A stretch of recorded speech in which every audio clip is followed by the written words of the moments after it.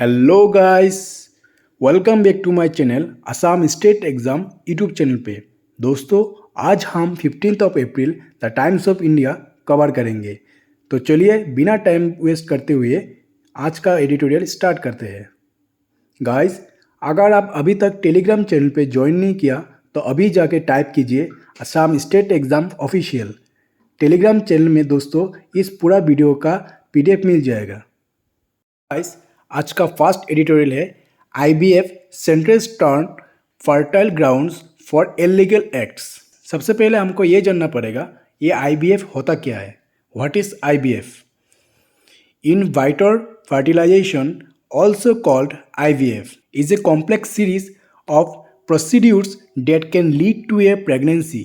It's a treatment for infertility, a condition in which you can't get pregnant after at least a year of trying. For most couples, IVF also can be used to prevent passing on genetic problem to a child. IVF का मतलब है इन vitro fertilisation. Guys, ये IVF जिस couples का pregnancy का समस्या है, जो 1 साल लगातार ट्राई करने के बाद भी प्रेगनेंसी नहीं हो पाता, तो इस IVF के मदद से वो प्रेगनेंसी हो सकता है। और गाइस, ये IVF बच्चों की जेनेटिक प्रॉब्लम को रोकने से भी किया जा सकता है। During in vitro fertilisation, mature eggs are collected from ovaries and fertilized by sperm in a lab. Then a procedure is done to place one or more of the fertilized eggs, called embryos, in a uterus, which is where babies develop. One full cycle of IVF takes about 2 to 3 weeks. Sometimes these steps are split into different parts and the process can take longer. इसका मतलब guys, in vitro निषेचन के दौरान परिपक्व जो अंडे और अंडाशय है, इस दोनों को एकत्रित किया जा सकता है और एक लैब में स्पर्म के द्वारा फर्टिलाइज भी किया जा सकता है। इसके बाद एक या इसके अधिक एम्ब्रॉयज भी कहा जाता है।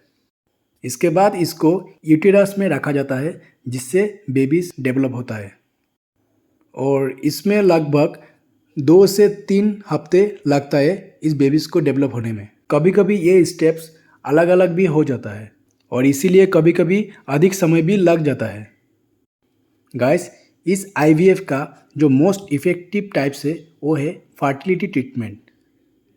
इसके मदद से एग्स और एम्ब्रॉयस एंड स्पर्म को एक साथ रख सकता है।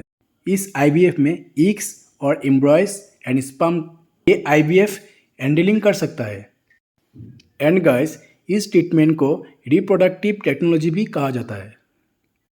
गाइस, यही है IVF का मूल कारण और आप पार्ट को पूरा भी पढ़ सकते हो। तो नेक्स्ट चलते हैं। गाइस, आज का द हिंदुस्तान टाइम में एक आर्टिकल आया है, hand sanitisers recalled in US as FDA once methanol exposure could cause blindness. ये एडिटोरियल अभी हम पूरा एनालिसिस करेंगे। जैसे कि यहाँ पे दिया हुआ है, FDA warns methanol exposure could lead to nausea, vomiting, headache, blurred vision, seizures, permanent blindness, permanent damage to the CNS और डेथ। इसका मतलब गाइस, FDA ने वार्निंग दी है कि मेथनॉल के एक्सपोजर से nausea, vomiting, headache, blurred vision, इसका मतलब धुंधली दृष्टि, कोमा, सेजरस का मतलब दौरे पड़ना, और इसके साथ साथ permanent blindness, permanent damage to the CNS और डेथ भी हो सकता है गाइस। इसके बाद नीचे दिया हुआ है guys, health officials in the United states have recalled several lots of hand sanitizers and allow girls over the risk of methanol exposure. इस प्रॉब्लम की वजह से यूनाइटेड स्टेट का गवर्नमेंट हैंड सैनिटाइजर्स एंड एलोजेल्स को वापस ले लिया है। The Food and Drug Administration recently announced that 40 lots of Aruba Aloe hand sanitizer gel, alcohol 80%, and Aruba Aloe alcohol gel were recalled as they contain alcohol denatured with methanol. The FDA said in a notice that methanol can be highly toxic. Why are hand sanitizers being recalled? इसका मतलब इस hand sanitiser jail में 80% alcohol और इस yellow jail को 40 lot को वापस बुला लिया गया। इसके साथ साथ नीचे दिया हुआ है guys, the products affected by the recall are labeled as Aruba Aloe Hand Sanitizer Gel 80% alcohol made in Aruba world's finest aloe and alcoholate gel pain relieving gel 0.5% lidocaine hydrochloride. Although all persons using these products on their hands are at risk, young children who accidentally engage, adolescents and adults who drink these products as an alcohol, ethanol substitute are most at risk methanol poisoning. FDA said in a notice for immediate release. That means guys, ये hand sanitiser को 80% alcohol और Aruba jail को और ये yellow jail को 0.5%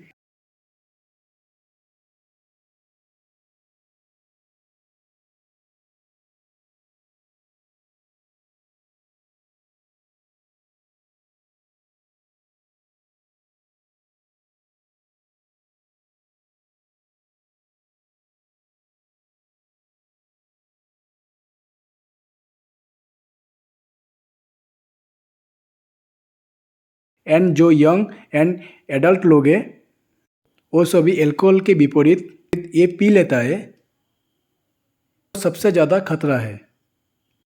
यही है guys hand sanitiser recalled in US as FDA and FDA ने क्यों इसको वार्निंग किया है, यही है असली वजह। नेक्स्ट आर्टिकल है गाइस, द इकोनॉमी टाइम्स में दिया हुआ है, India ranks number in 10 cyber crime. इसका मतलब पूरे वर्ल्ड में इंडिया 10 नंबर पे आया है साइबर क्राइम में।